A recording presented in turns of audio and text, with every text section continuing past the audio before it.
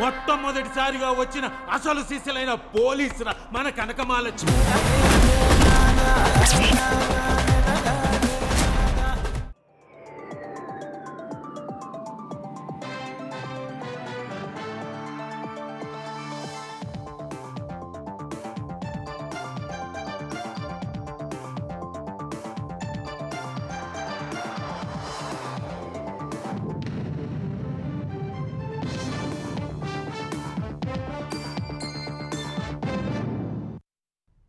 నమస్కారం, ఈటీవీ న్యూస్కి స్వాగతం.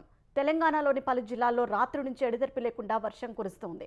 ఈ వర్షాలతో లోతట్టు ప్రాంతాలు జలమయమయ్యాయి. మంచిర్యాల జిల్లా భీమిలి మండలం లక్ష్మీపూర్లో భారీ వర్షానికి ఇళ్లలోకి వరద నీరు చేరింది. నిజామాబాద్ జిల్లా బోధన్, ఎడపల్లి, రెంజల్, నవీపేట్, సాలూరు మండలాల్లో జోరు వర్షం కురుస్తోంది. రెంజల్ మండలం కందకుర్తి వద్ద గోదావరి ప్రవాహం పెరిగింది. జయశంకర్ భూపాలపల్లి జిల్లాలో చెరువులు, కుంటలు నిండుకుండను తలపిస్తున్నాయి. మహాముత్తారం మండలంలోని పెగడపల్లి, కేశాపుర గ్రామాల మధ్య పెద్దవాగు ఉధృతంగా ప్రవహిస్తోంది.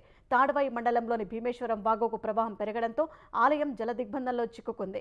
ములుగు జిల్లా బండారుపల్లిలోని రాళ్లవాగు బ్రిడ్జిపై తాత్కాలికంగా వేసిన రోడ్డు కోతకు గురవగా జంగాలపల్లి, వెంకటాపూర్, పాలంపేట మీదుగా వాహనాలను మళ్లించారు. మెదక్ జిల్లా టేక్మల్ మండలంలోని గుండువాగు ఉప్పొంగుతోంది. భద్రాద్రి జిల్లా ఇళ్లెందులో భారీ వర్షానికి చెరువులు, కుంటలు మత్తడి దూకుతున్నాయి. ఖమ్మం జిల్లా వైరా జలాశయానికి ఎగువ నుంచి వరద నీరు భారీగా చేరుతోంది.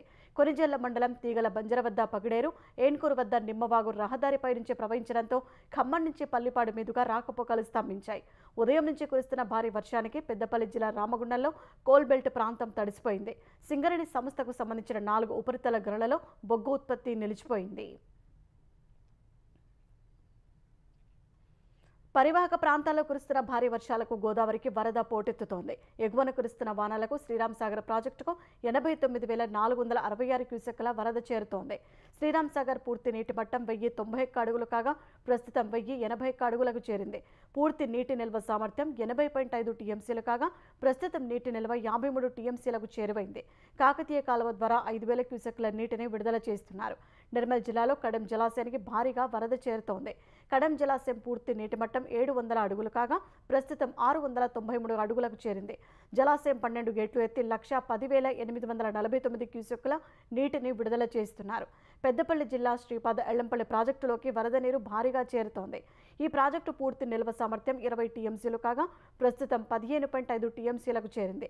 ఎల్లంపల్లికి 13,007 క్యూసెక్కుల వరద వస్తుండగా అంతే మొత్తాన్ని Hyderabad metro water supply, NTPC అవసరాలు, నంది పంపర్స్ ద్వారా విడుదల చేస్తున్నారు. భూపాలపల్లి జిల్లా వ్యాప్తంగా కురుస్తున్న భారీ వర్షాలకు మేడిగడ్డ బ్యారేజీకి వరద ఉధృతి పెరిగింది. ఎగువ నుంచి 3,10,80 క్యూసెక్కుల వరద వస్తుండగా అంతే మొత్తం దిగువకు వదులుతున్నారు. వరద ఉధృతికి కాళేశ్వరం త్రివేణి సంగమం జలకలను సంతరించుకుంది.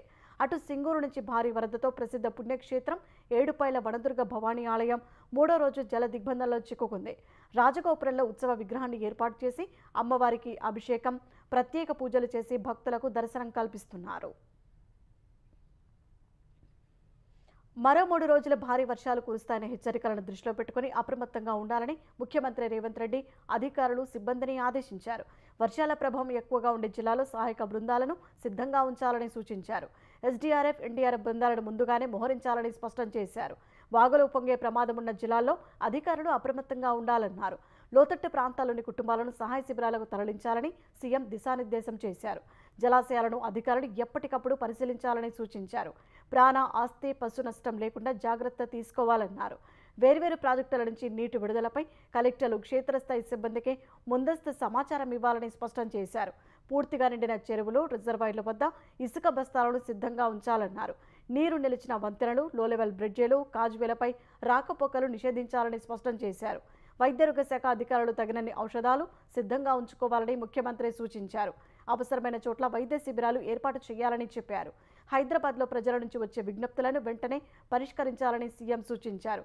జీహెచ్ఎంసీ, హైడ్రా, ఎస్డీఆర్ఎఫ్, అగ్నిమాపక శాఖలు ప్రతి క్షణం అప్రమత్తంగా ఉండాలని ఆదేశించారు.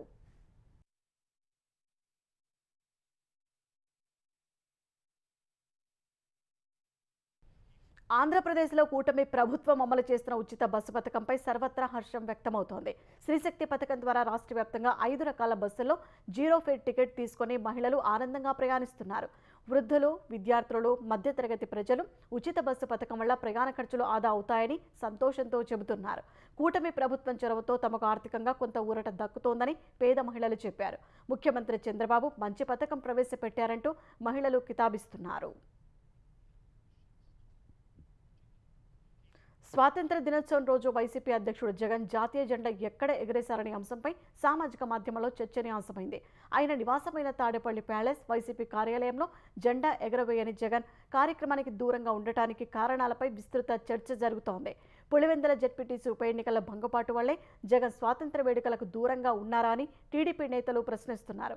జెడ్పీటీసీ ఉప ఎన్నికల ఓటమితో తీవ్రమైన అసహనంతో ఉన్న జగన్కు స్వాతంత్ర దినోత్సవ వేడుక ఉందనే విషయాన్ని వైసీపీ నేతలు ఎవరూ గుర్తు చేసే ధైర్యం చేయలేకపోయారని టీడీపీ నేతలు విమర్శించారు.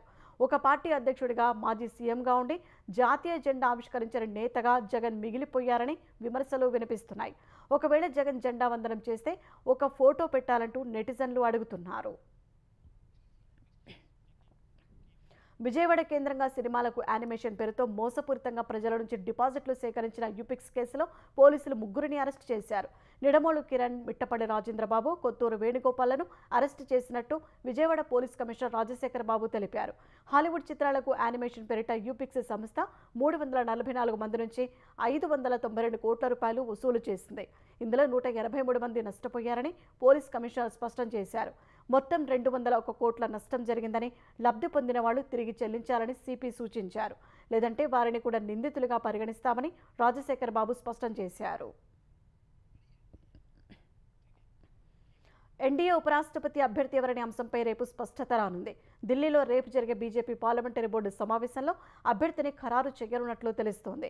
ఈ భేటీలో తీసుకునే నిర్ణయాన్ని ఆగస్టు 18న అధికారికంగా ప్రకటించే అవకాశం ఉందని ఎన్డీఏ వర్గాలు తెలిపాయి. ఇప్పటికే ఉపరాష్ట్రపతి అభ్యర్థిని ఎంపిక చేసే అధికారం ప్రధాని నరేంద్ర మోదీ, బీజేపీ అధ్యక్షుడు జేపీ నడ్డాకు ఎన్డీఏ భాగస్వామ్య పక్షాలు అప్పగించాయి. ఆగస్టు 21న నామినేషన్ల దాఖలకు చివరి రోజు కాగా ప్రధాని మోదీ, కేంద్ర మంత్రులు, ఎన్డీఏ పాలిత రాష్ట్రాల సీఎంలు, డిప్యూటీ సీఎంలు నామినేషన్ దాఖలు కార్యక్రమానికి హాజరు కానున్నట్లు తెలుస్తోంది. ఈ సందర్భంగా భారీ ప్రదర్శన చేయాలని బీజేపీ ఇప్పటికే నిర్ణయం తీసుకున్నట్టు తెలుస్తోంది. ఎన్డీఏ అభ్యర్థికి మద్దతిస్తూ ఎంపీలు అనేక సెట్ల నామినేషన్లు దాఖలు చేస్తారని తెలుస్తోంది. ఒకవేళ ఇండీ కూటమి నేతృత్వంలోని విపక్ష పార్టీలు కూడా తమ అభ్యర్థిని రంగంలోకి దింపితే సెప్టెంబర్ 9న ఉపరాష్ట్రపతి ఎన్నిక పోలింగ్ జరగనుంది. లేదంటే ఎన్నిక ఏకగ్రీవం అవుతుంది. ఎన్నిక జరిగిన లోక్సభ, రాజ్యసభ సభ్యులతో కూడిన ఎలక్టోరల్ కాలేజీలో ఎన్డీఏకు పూర్తి మెజార్టీ ఉన్నందున ఎన్డీఏ అభ్యర్థి విజయం లాంఛనమే కానుంది. పార్లమెంట్ వర్షాకాల సమావేశాల ప్రారంభంలోనే జగదీప్ ధన్ఖడ్ ఆరోగ్య కారణాలతో రాజీనామా చేసినందున ఉపరాష్ట్రపతి పదవికి ఎన్నిక జరుగుతోంది. రష్యా, ఉక్రెయిన్ మధ్య యుద్ధాన్ని ఆపే దిశలో ప్రయత్నాలు కొనసాగుతున్నాయి. ఈ మేరకు రష్యా అధ్యక్షుడు వ్లాదిమిర్ పుతిన్తో అలాస్కాలో సమావేశమైన అమెరికా అధ్యక్షుడు డొనాల్డ్ ట్రంప్ ఈ నెల 18న ఉక్రెయిన్ అధినేత జెలెన్స్కీతో భేటీ కానున్నారు. ఈ విషయాన్ని స్వయంగా జెలెన్స్కీ సామాజిక మాధ్యమం ఎక్స్లో పోస్ట్ చేశారు. అలాస్కా భేటీ తర్వాత తనకు ఫోన్ చేసిన ట్రంప్ పుతిన్తో సమావేశంలో చర్చించిన అంశాలపై చెప్పారని జెలెన్స్కీ వెల్లడించారు. ఈ చర్చలో శాంతి స్థాపనకు చేసే ప్రయత్నాలకు తాము సహకరిస్తామని చెప్పినట్టు తెలిపారు. ఉక్రెయిన్, రష్యా, అమెరికా మధ్య త్రైపాక్షిక భేటీ నిర్వహించాలన్న ట్రంప్ ప్రతిపాదనకు సానుకూలత వ్యక్తం చేసినట్టు వెల్లడించారు. అంతకుముందు పుతిన్తో భేటీలో చాలా అంశాల్లో అంగీకారం కుదిరిందని ట్రంప్ తెలిపారు. ఉక్రెయిన్తో యుద్ధాన్ని ఆపడం సహా కొన్ని అంశాలు కొలిక్కి రావాల్సి ఉందని సంకేతాలిచ్చారు. రష్యా, ఉక్రెయిన్ మధ్య అవగాహన కుదరనంత వరకు ఎలాంటి ఒప్పందం ఉండదని ట్రంప్ స్పష్టం చేశారు. అయితే ఉక్రెయిన్కు సంబంధించి చర్చలో పురోగతి వచ్చినట్టు చెప్పారు. ఈ క్రమంలోనే రష్యాతో ఒప్పందం చేసుకోవాలని ఉక్రెయిన్కు సూచించారు. ఇందుకు ఉక్రెయిన్ అంగీకరించకపోవచ్చని చెప్పారు. బైడెన్ హయాంలో ఉక్రెయిన్కు డబ్బును మిఠాయిలా ఇవ్వడమే అందుకు కారణమని అన్నారు. ఉక్రెయిన్కు అమెరికా $350 బిలియన్, ఐరోపా దేశాలు $100 బిలియన్ వరకు సాయం చేసినట్టు చెప్పారు. ప్రస్తుత యుద్ధం కారణంగా ఉక్రెయిన్, రష్యాలకు నష్టం జరుగుతోందని, 2 దేశాల మధ్య ఒప్పందం కుదిరితే అది గొప్ప విజయమవుతుందని ట్రంప్ పేర్కొన్నారు.